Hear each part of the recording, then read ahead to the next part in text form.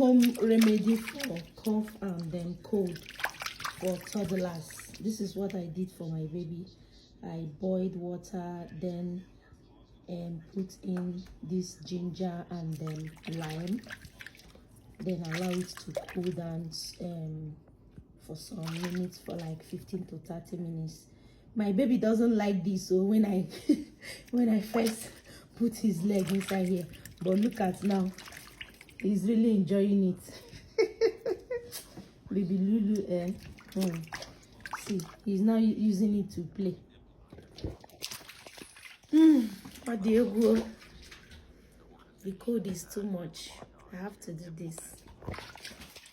Baby Lulu, everywhere. He's okay. I think he's okay. He's enough. Hey!